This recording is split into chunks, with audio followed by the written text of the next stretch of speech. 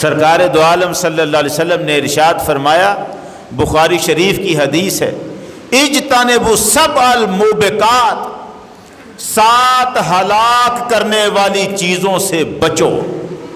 ہلاک کرنے والی، اس کا مطلب یہ ہے تم جیسے بھی ہوگے، اگر یہ 7 چیزیں تمہارے ساتھ لگ گئیں، ان میں سے ایک چیز بھی تمہارے ساتھ لگ گئی تو تمہارا دین بھی برباد ہو جائے گا، تمہاری آخرت بھی برباد ہو جائے گی۔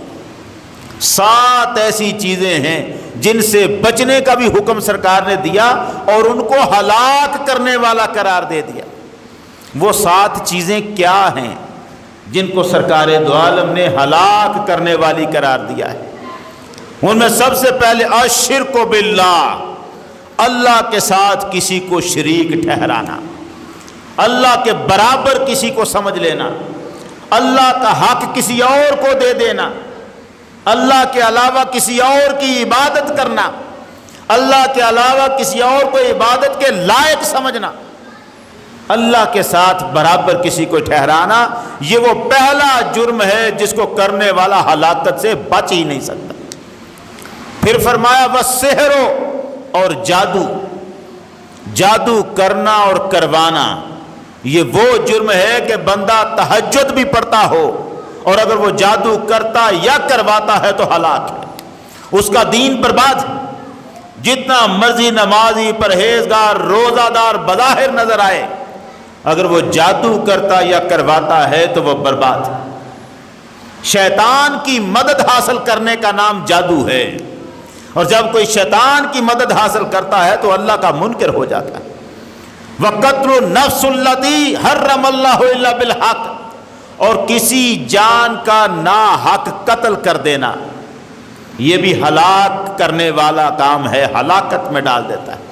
وَأَكْلُ الرِّبَا، اور سود کھانا، کسی کو قرض دیا ہے، واپس لینا ہے اس شرط پر کہ جب لوٹاؤ گے تو اتنا مجھے زیادہ دو گے، سود کھانا۔ وَأَكْلُ مَالِ الْيَتِيمِ، اور یتیم کا مال کھانا۔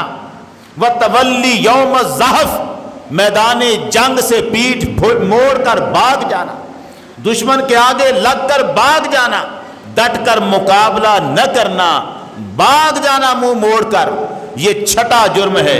اور 7واں جرم جسے سرکار دو عالم نے فرمایا یہ ہلاک کر دینے والا جرم ہے، دین اور دنیا اور آخرت کو برباد کر دینے والا جرم ہے، وہ کیا ہے؟ فرمایا وَقَذْفُ الْمُحْسِنَاتُ الْغَافِلَاتُ الْمُؤْمِنَاتُ، پاک دامن ایماندار عورتوں پر تہمت لگا دینا بد چلنے کی، پاک دامن عورتوں پر بد چلنے کی تہمت لگا دینا۔ ہم بیٹھے بٹھائے اندازے لگاتے رہتے، یہ بڑی بد چلن عورت، بڑی بد کردار عورت ہے، اور دیکھا ہم نے کیا ہے؟ صرف اتنا کہ ذرا میک اپ کر کے بازار میں آ گئی، یہ اس کا جرم الگ ہے، اس کے گناہ کا کوئی دفاع نہیں، مگر سوال یہ ہے کہ آپ تو اس کے آخری عمل تک لے گئے ہیں اسے۔ جو الزام آپ لگا رہے ہیں وہ تو انتہا درجے کا ہے، بدکاری کا الزام اگر آپ نے کسی پر لگایا تو اللہ اس کو پسند نہیں کرتا۔ فرمایا آپ جتنے مرضی پرہیزگار تھے، آپ جیسے مرضی روزہ دار تھے اور حاجی تھے، لیکن پاک دامن عورت پر بدکاری کا الزام آپ نے جھوٹا لگا دیا، آپ کی ساری عبادتیں ضائع کر کے پروردگار نے رکھ، ہلاک کر دینے والا جرم ہے یہ۔ ہمارے معاشرے میں یہ جرم عام ہوتا جا رہا ہے۔ میں نے سنا ہے اپنے کانوں سے جو باتیں میں عرض کر رہا ہوں، ہم تھڑوں پر، دکانوں پر کھڑے گزرتی ہوئی عورتوں کے بارے میں ایسی باتیں کرتے ہیں، ہماری زبان بے احتیاطی کا شکار ہو جاتی ہے۔ قرآن مجید میں جو سورہ نور کی جو آیت میں نے آپ کے سامنے پڑھی ہے، وہ پوری سورہ نور کا مرکزی مضمون یہی ہے، اس کا مضمون یہی ہے کہ ایسی بے حیائی کی باتوں کو فروغ نہ دو، آپس میں ایک دوسرے سے بے حیائی والی باتیں نہ کرو، صاف پاک گفتگو ہونی چاہیے۔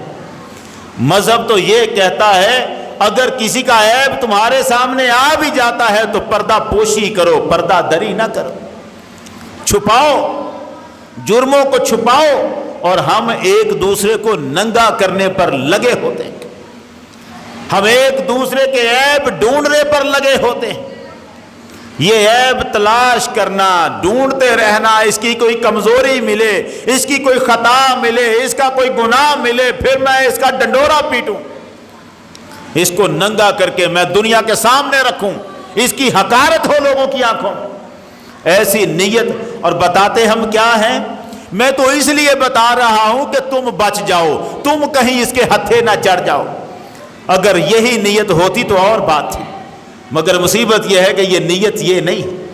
ہماری نیت صرف دوسرے کو ذلیل کرنے کی ہوتی، اس کو دوسروں کی نظروں میں گرانے کی ہوتی. اور یہ کام وہ ہے جو اللہ اور رسول کو سخت ناپسند ہے.